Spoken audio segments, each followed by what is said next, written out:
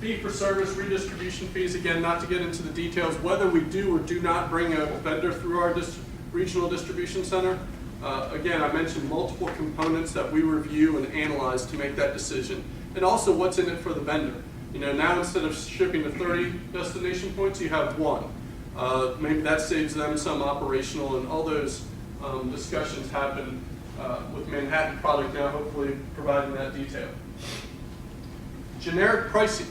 So right now, the way we're going to use total cost to serve is we're going to bring every product in at a flat rate. We're going to call it WAC, which is an industry term for how much the product costs, wholesale acquisition cost.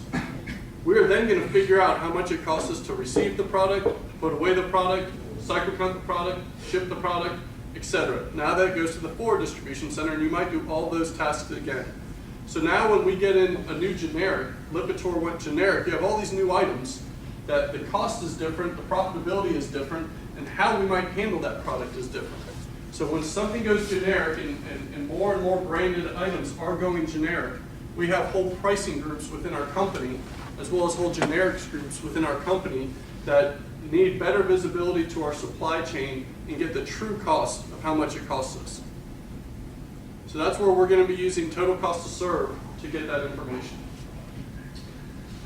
Operationally, we're constantly comparing distribution centers. Ask a DC manager, every DC is different, I agree, but all DCs are measured the same. You saw the same 6 metrics on how we measure distribution centers.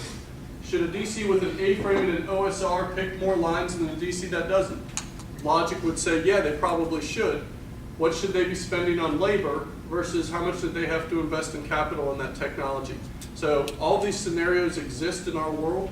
Every DC is a little different, but in reality, we have to start identifying best practices within a distribution center and then rolling that out to the network.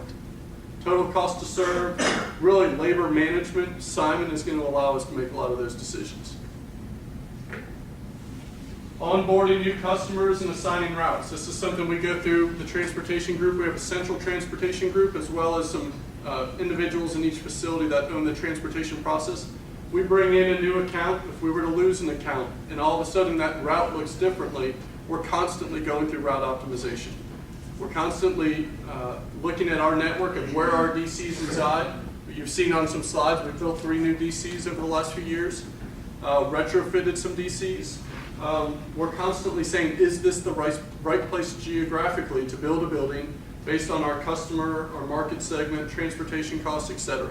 So all those decisions when we're either acquiring new customers, building new buildings, or like Greg mentioned, we have an acquisition with another company. They have their existing DC network. We kept some of those facilities open. We merged other facilities with others. All that information was on Excel files and in people's heads, which can be somewhat scary. Now it's in TMS and in TCS and allowing SCI to be the reporting engine. And then DC efficiencies through process improvement. You know, Brett mentioned our Six Sigma organization, business process improvement.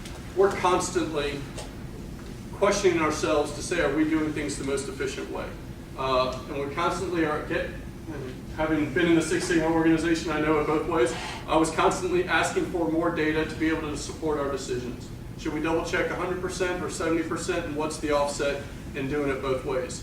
And we need to have the data accessible to the right people to empower them to make those decisions. And again, that's a huge piece of SCI, being able to standardize some reports. Just to kind of quick anecdote, we have 30 distribution centers, and Brett and I, about a year and a half ago, went out to each of them and said, how many reports do you run to manage your business? One DC sent us back 800 reports. Another DC said, I don't have any that I need to run every day to run my business. So, and they perform about the same. So you have 800 reports and 0 reports, and both of them are doing pretty well, lines per hour and cost per line. So Brett and I said, SCI is going to be easy. We don't have to build any reports. We're about 100 reports in now.